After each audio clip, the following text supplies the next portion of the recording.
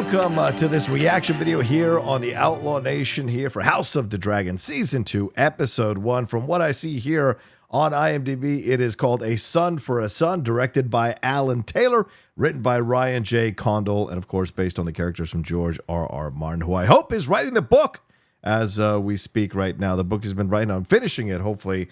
That would be nice to see. But of course, this one, we're coming back for a brand new season of House of the Dragon. I mean, let me tell you something. I know some of y'all didn't like that last season. If you watched my Collider reviews, I did enjoy the last season all the way up until the final episode. Then I really had a meltdown about it because I just kind of held on defending it. And right at the end, I just lost my shit like Charlton Heston in Planet of the Apes at the end and just screaming, you bastards, you did it. So just that kind of feeling that I thought they messed the ending up with Daenerys and with Jon Snow, and just the way that all went down left a really bad taste on my mouth. And who they chose to be the king, I was like, oh really, this dude, the three-eyed raven, whatever with that. So it wasn't the best ending, right? But I still occasionally go back and watch scenes, go back and watch the show every once in a while, an episode or whatever, and so it's fun because it's a damn good show. Regardless of how it ended, it's a damn good show, kind of like Lost. Regardless of how it ended, damn good show. But, you know, a lot of us had PTSD coming out of that. We weren't sure about, and for, you know, I'm using it in a light usage there, PTSD, after Game of Thrones. And we weren't sure about season 1 of House of the Dragon, and damn, season 1 of House of the Dragons absolutely, like, went crazy with how good it was, and we were excited to see how good it was episode to episode, week to week, right? The first episode, we're like, oh man, this does feel like the best of the old school Game of Thrones. Second episode, oh wow, now all the pieces are moving. And the thing that's great about it is there's very centrally located, right? It's just there in that area, 3 kingdoms across, all connected through Blackwater Bay. It's all right there. And so whatever battles or anything's going to happen, it's very isolated in terms of the fight. Doesn't mean the other houses aren't going to be involved. Clearly by the end of last season, the House Baratheon was involved, the Lannisters were involved, the Starks were involved. Who else got on their side here? The Hightowers, of course, obviously with the Greens, and then of course with Rhaenyra and Daemon, we had Driftmark, we had the Valyrians. So there was a lot of people choosing sides, shall we say? The Starks going on the side of the Blacks there. So there's a lot of other houses involved, but a lot of the drama was condensed. So it was kind of easier to follow. It wasn't as expansive. And so it was a great way to come. Kind of like Prey, right? Prey for Predator, going back, keeping it simple, getting you back on board with the vibe. And now you're excited to see more from this franchise. And certainly we all are excited to see more here from House of the Dragon Season 2 and seeing more we got here between Rhaenyra and Alicent. What's going to happen? These two friends, and how many times throughout the season would they veered away from the original book and the source material that there were times where these two were kind of ready to put arms down against each other and recapture their friendship. So I wonder how much of that is going to course through this season 2. And now we did see Rhaenyra turn around and give that look, kind of like Daenerys did after Missandei was killed there. So, you know, she very much dedicated to choosing violence, and this is called A Son for a Son. So what does that mean? Is she going to go take out one of Alicent's sons? I don't know. And just to update you all, here are all the sons, right? You got Jacaerys is there. Luke died at the end of last season. Joffrey is still around as well. And then they have 2 boys, Rhaenyra and Daemon. When they get married, Aegon and Viserys, and she lost the 3rd child that was in her womb. So those are the children, you know, we kind of look at on the Blacks side of things. On the Greens side of things, we have Aegon, who is the king now and a pretty depraved individual who's probably worse than Joffrey. I mean, having bastard children so they could get into a fight ring, that's like a whole nother layer of nuts there. And then Aemon, of course, is the one who's missing the eye and wants the throne himself. Aegon is married to his sister, Helena, so she is, I guess, the queen in name. And then Daeron, who was not seen in season 2, we might see him, or season 1 rather, we might see him in season 2. So when we left, you all know, you've seen it. I hope you watched it, so you know where we're at. It's the Blacks versus the Greens here, the Dance of the Dragons here into season 2. So before I jump in, though, I want to remind you all to please subscribe to the channel down below. Hit that subscribe button. Hit that bell button so you see we're dropping all the content we do here in the Outlaw Nation channel. And if you want to support everything we got going on here, whether you want to choose a tier or you want to be a silent supporter, you can head on over to the Patreon, patreon.com/John Rocha, and pick a tier that works for you, or just donate at whatever level you can donate to support all we got going here, like the shows, the reviews, the reactions. And now I'm doing more and more of these reactions for episodes. June's a busy month here. Thanks to the fine folks over at Cinefanatics who are editing all of these, and they're turning out so well, and I appreciate them madly for doing it, taking a chance to do something new here on the channel, and your dollars go towards supporting that, which I appreciate madly. All right, enough of that. Enough of my jibba jabba. Enough of my intro. Let's get into this. House of the Dragon, Season 2, Episode 1. A Son for a Son. Let me make sure I'm lined up correctly here. Yes, I am. And by the way, I'm going to do a 3, 2, 1 countdown, and I will start with the episode, not the HBO, sand screen, all that. I'm past that. So right when the episode starts with a 3, 2, 1. So are you ready? 3, 2, 1. Here we go. Ah, yes, the theme. Da-da-da-ta, da-da-da-ta. Ooh, so we're seeing visions now. And who are riding these dragons? Ooh, somebody's dead. They are being ridden on the dragon, possibly, or hurt. I don't remember if I paid close attention to these intros last season, but clearly there are visions being sewn, shall we say, for lack of a better term, into the cloth here. So, there's dragons, of course. And are these visions of stuff that's coming throughout the whole season or this particular episode? So, because already I can tell that's a lot for one episode. So we will see for sure. But I'm looking forward to seeing what intrigue we're gonna get here. The switching alliances. What are Daemon and Rhaenyra gonna be like? What is Alicent gonna be like here?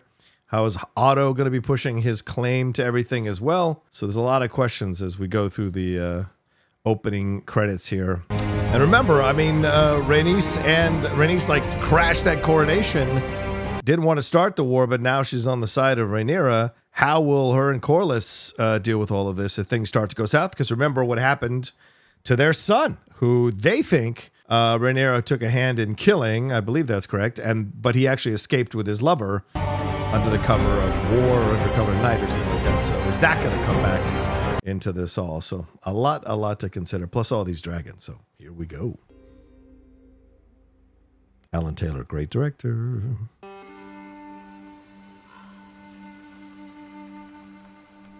This reminds me of some of the woods I've been in Virginia when I was a kid. This almost looks like Scottish Highlands. All men of honor must pay its price. That accent sounds familiar. The North owes a great duty to the Seven Kingdoms. I thought it was a Stark. One older than any oath. Any oath. 1 in 10 men from our household was to be chosen to fortify the watch. Yep, that sounds familiar. This is not a sentence, but an honor. Wow, starting with a Night's Watch. Night Watch, rather. The North must stand ready. Right, I mean, they mentioned the White Walkers in the first season, so. To the whole of the realm, my lord. We cannot wage it without the support of the North. He is trying to convince him, huh? Do you think my ancestors built a 700-foot wall of ice to keep out snow and savages? What does it keep out? The White Walkers, yeah. Are we gonna get that? Coursing through this? If your greybeards can fight, the Queen will have them. They will fight hard, like Northerners. I like this guy immediately. By the way, this is Tom Taylor playing Lord Cragen Stark. Of course, that's Jace. Ooh.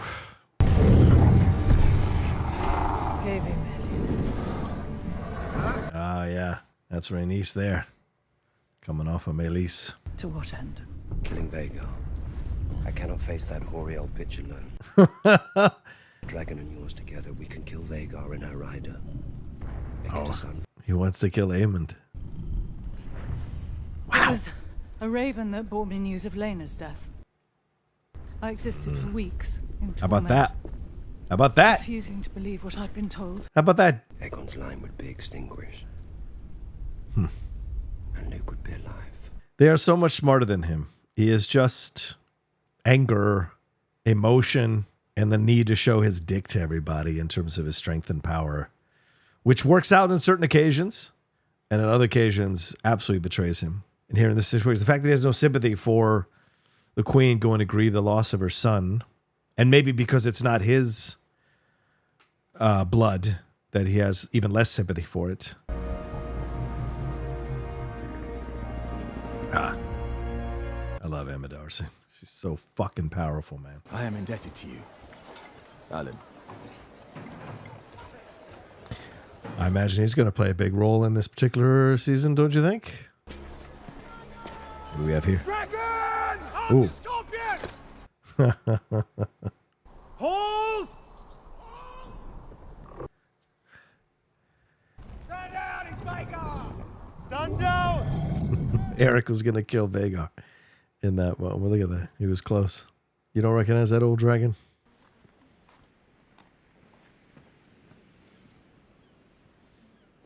So that's interesting. Helena's the one sewing things. And since the opening has sewing events that are coming forward in the show, kind of mirrors that Helena is the one that's predicting events, and that is predicting events as well through sewing. He'll be king one day. He must begin his instruction. Here we go. What if he does not want to be king? Ah, the irony. The irony that Aegon wants to force his son to be a king when he didn't want to be the king. Be fools to come with Vhagar protecting the city. Not the dragons. The rats. She didn't talk about real rats, son.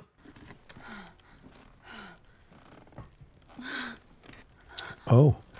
What we got going on here? Oh, okay. All right, Alicent. Get it. I mean, you know. Is it who I think it is? There he is. Fucking. Of course. Oh, Kristen. Summer is well and truly through. Who knew you'd be so broken from one night? I wonder what he would do if Rhaenyra, was to seduce him to go against Alicent. Would his old feelings for her overcome his commitment to Alicent? Who, of course, saved him from killing himself.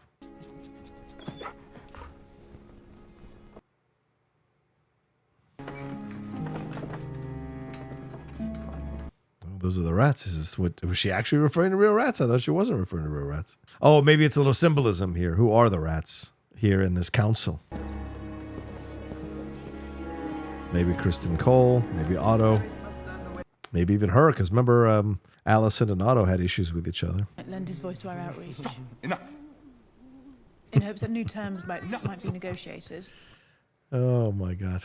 Would someone please? Is the heir to the throne bothering you, Thailand? Thailand, what are you doing, man? Because I think he wants a ride. Your Grace. A ride. A pony ride. Oh. Should the Master of Coin be your royal steed? Oh, man. Making a Lannister on all fours. See, so this is just what we see in The Boys, where Homelander is forcing people to do certain things because he feels like it. More houses will declare for you in time. History and precedent will come to your side. I can't look at that the same since the last Master of Coin was killed by having his head shoved onto that. Who the guy who's the actor from Jumanji? Good morrow, Lord Larys. Oh, Larys. Keep your feet close. They no longer breathe our air. I've chosen your new staff personally. Wow, see, this is the deal she makes with Larys. Now Larys basically spies on her and has all the information he needs and can use it when he needs to use it. Because by the end of this last season, he was playing both sides. And with Mysaria and her spies burnt to the ground, which is what Alicent did last season to kind of cripple her father. This created a void for Larys to do what he's doing now. She's out of her depth at times because she is actually a good person, even though I do think she willfully misunderstood Viserys. I will never let go of that. I do think she willfully misunderstood Viserys from a place of fear because her father instilled in her the fear that would happen if she didn't become queen and marry Viserys, and then her kids could be under the blade of Rhaenyra. The survival instinct is very strong in Alicent. So you have to always put that in context, the things that she's doing. Oh. Oh! Yeah, what it must be like to have dragons just kind of show. Oh, it must be the dragon that was Luke's dragon that was killed last season. A wing from from that dragon. What was Luke's dragon's name again? Arax. Right. That's Syrax. That's Rhaenyra's dragon. Oh, is there any pieces of her son there?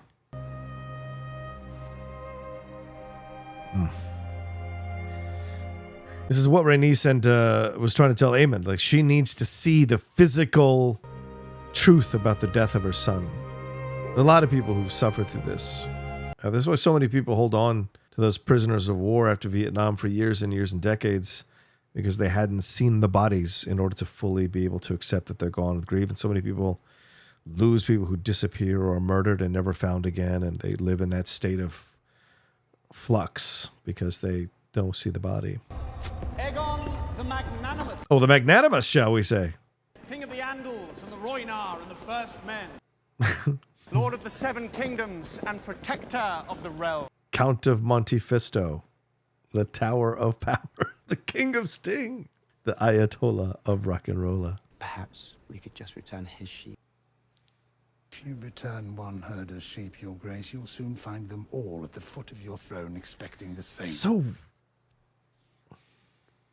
when the king speaks, Your Grace, all hear it. that's so weird. So Aegon is such a prick in so many ways, and in this moment, he's actually sympathetic to the guy who wants to give the guy his 10 sheep back. That treasonous blockade won't last long. I plan to send Vhagar to burn it to ash. He just spoke his plans out loud. Possibly an issue. Have the crown's coin before we started work. It would bring great relief. Not just to me, but to all the Smiths serving your cause. Imagine having to make these cases to a guy who's kind of unstable. Our victory depends on the efforts of the small folk.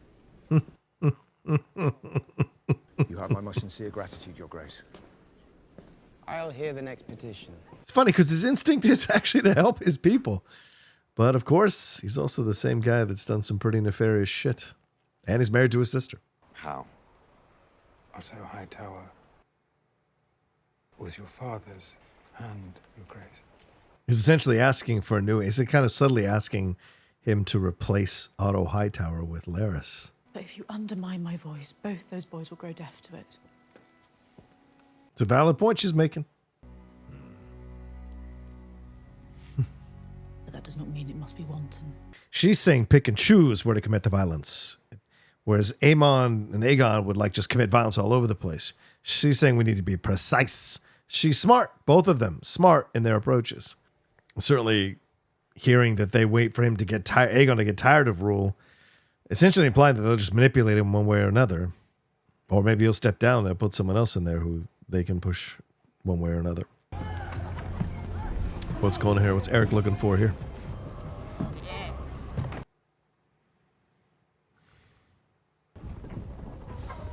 Oh. You. When last we met, there were two Oh, she got away, Miss Arya. To defend the whole of the royal family. So what were we to do when they turn against one another? It's a fair point. If I remember correctly, Eric and Arik's story echoes through into even Game of Thrones. These twins separated and allying themselves each on on opposite sides, kind of like, you know, of course, the Civil War, as they said in America, brother against brother. You see the difference. No ridiculous names. No magnanimous nonsense. She is a serious ruler. Aegon is a boy playing dress up. Did you find what you needed? As someone who's with a tough lady, when they're silent, you have to let them be until they're ready. I want Oof. Aemon's Targaryen. Vengeance. A son for a son. Is she going to say it? Wow. You see the grief and anger. She's barely holding back. Love the music here. So good. So will her pursuit of Aemon betray her? Like, will she make critical mistakes in certain moments? Ooh. Is he going to employ her to be the female Littlefinger for him? A transaction, then.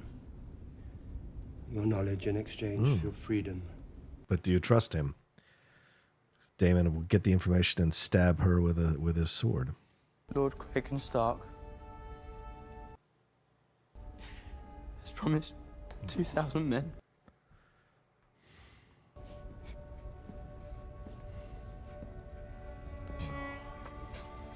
That's tough. Losing a family member is tough. Especially because these are good people. In a way, I know. But still, this genuine emotion can be touching. He clearly loved his brother, You don't catch Rhaenyra plotting against her children.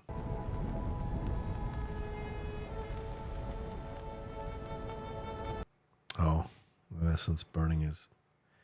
What's left but burning his body, and as a symbolism, if nothing else, if, whatever's left there. Maybe it's just the cloak. Second time she's done this, remember, with her mom and now her son. And of course, Daemon had his wife killed herself. She lights a candle for him, though. I mean, there's a symbolism in that. What are you going to do, Daemon? Sneaking into the city at night? Oh, right. He's got people who are loyal to him. Dogs? And bones? How deep your debts? Information first, little man. Alicent is simply... Just says Alicent, his mom. Her grace. Wow. Does he know? Well, I guess he doesn't know. She has a gentle heart. For her, of course. And Rhaenyra is a spider. Good God. Long ago, she drew Alicent into her web. Hell hath no fury like Kristen Cole scorned. Goodness Christ. Get over it, kid. We both know that your brother cannot. Aemon and Daemon are essentially of the same makeup, shall we say, constitutional makeup, like the way they're built. Schemes, plots, a desire to act quickly, a willingness to violate certain lines, or cross certain lines rather, and violate certain rules in order to achieve what they need to achieve. That being said, he was shocked that Vhagar killed Luce in the last season, and so it's not what he wanted. So I'm just a little surprised why we're not seeing a little more of the guilt of all of that, because he certainly didn't react in a positive way to that possibility, to that situation.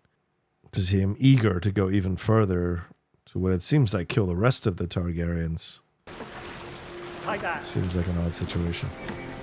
Now, why do I think that this dude is possibly working with Larys and is gonna turn the tables on this big dude and maybe fuck over this guy and fuck over Daemon, and in essence, get information from this dude about Daemon? I don't know.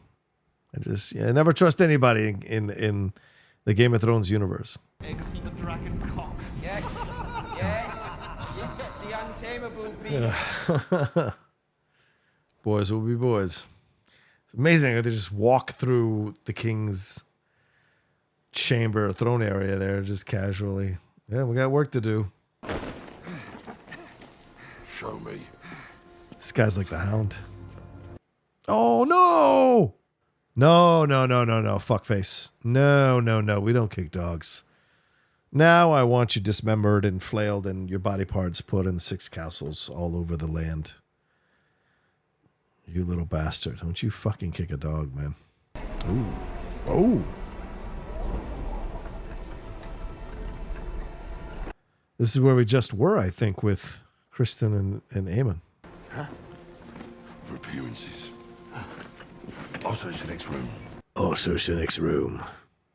This is going to end badly for both of these dudes, ain't it? What's the significance of rain? Am I missing something? Why he's dreading this?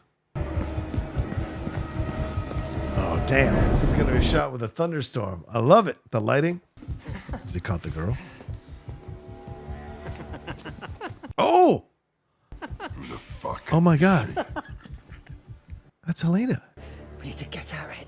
Oh my God. Oh no. Oh no.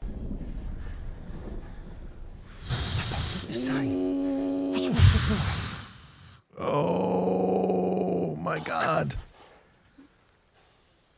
They're going to kill the wrong person. Oh my God. That's not son. Are they going to kill Jaehaerys? Asking her to choose between her children. Oh! Oh no. Wait. It's the other one. She's not going to give up the king's heir that easy. Yep. Oh man. No. She's telling true. Right. Hold him down. Oh no. Oh no. Oh my God. Oh. Oh, they're cutting the head off. Oh. Oh. Oh my God. Oh my God. Why doesn't she scream or something? Now that she's far enough away from them. Oh shit, is she gonna wake up Aemon, sorry? Oh no. Helena. She's gonna see her mom having sex. Oh no. With Kristen. Oh, I thought they weren't gonna do it again. They killed the boy. Oh no. Oh shit. Oh, wait, it's at the end. Yeah. Wow. Good ending. A son for a son. Not the son we were thinking, though. I think that was Jaehaerys. Sadly, cut up and then fucking beheaded. So this is going to mess everything up, right? Because this is Daemon doing this on his own, using Mysaria's information, getting into this position, and then instead of killing who Rhaenyra wants him to kill, they end up killing one of Helena and Aegon's kid, and Aegon is, of course, the king. So now, and we saw Jaehaerys earlier in the episode, so wow, so now Rhaenyra is going to get mad. Alicent is going to have the moral high ground now, saying like, "Hey, you sent people in to kill one